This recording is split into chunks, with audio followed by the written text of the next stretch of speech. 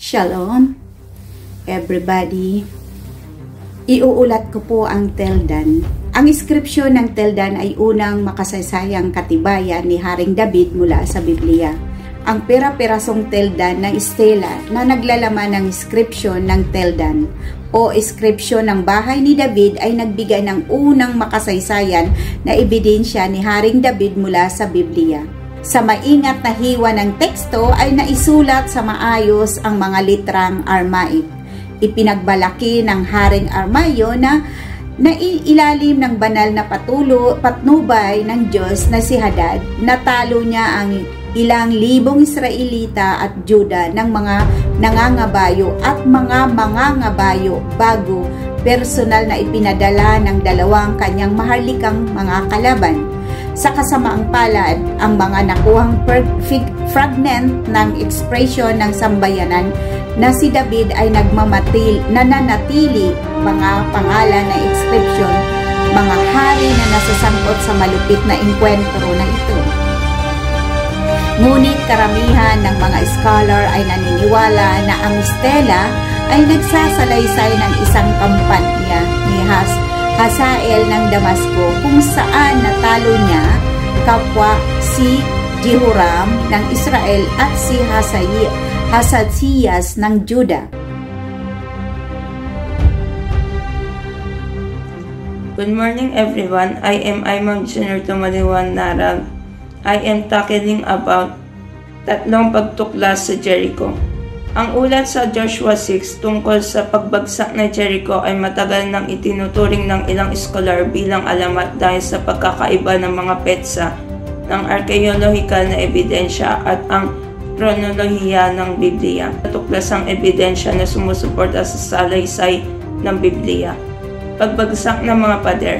Natuklasan ng arkeologong si Kathleen Kenyon ang mga bumagsak na pulang laryo mula sa panloob na pader ng Jericho na bumagsak ng patag at lumikha ng daanan na maaaring ginamit ng mga Israelita upang sakupin ang lungsod. Pader na naiwang nakatayo. Ayon sa Joshua 2 verse 15, ang tahanan ni Rahab ay itinayo sa pader ng lungsod. Isang German excavation noong 1900s ang nakatuklas ng bahagi ng pader sa hilagang bahagi ng lungsod na hindi gumuho, posibleng kinaroroonan ng bahay ni Rahab.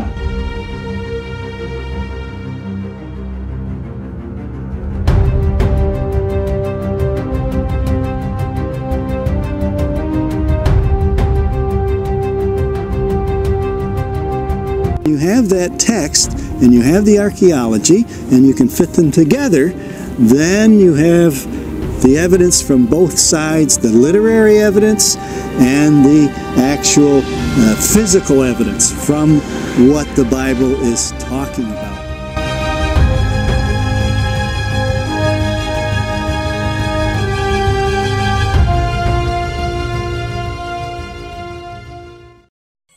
Ako po si Mary Joy Acabugay at ngayon tatalakayin natin ang patungkol sa Noah's Ark. Ang pagtuklas sa arko ni Noah sa Mount Ararat. Una na bigyang pansin sa pamamagitan ng isang Turkish army captain ang larawan ng isang hugis barko noong 1959.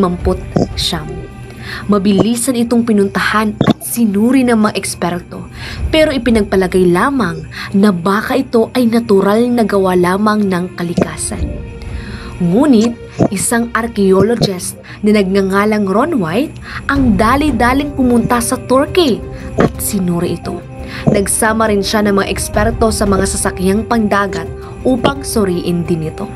Nagdala ang Domesday Mountain Team ng mga high-tech na kagamitan para makatulong sa mga pagsasaliksik upang matuklasan ng isa sa mga makasaysayang istorya sa Biblia.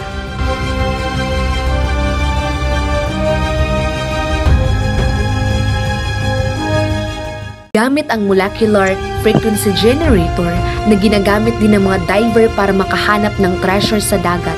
Ito rin ang ginamit ng mga archaeologist upang makabuo ng kakaibang linya ng bakal na kanilang nasagap sa lupa. Ginamitan nila ito ng mga ribbon lines upang magsilbing palatandaan. Pagkatapos nilang lagyan ng palatandaan ang mga iron lines ng kanilang nasagap sa radar, ay nakabuo sila ng isang malaking hugis barko na may lawak at haba na gaya ng sukat ng Noah's Ark tulad ng sinasabi sa Biblia. Kaya wala nitong pag-agam-agam pa.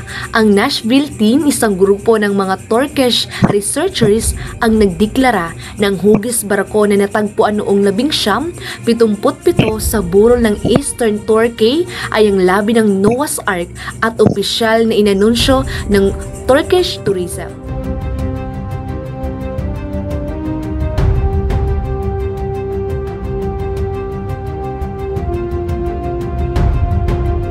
Ang pagtuklas sa Dildan, sa Jericho at sa Noah's Ark ay isa lamang sa napakaraming ebidensya na ang mga nakasaad sa Biblia ay tunay na naganap at kinasihan ng Diyos.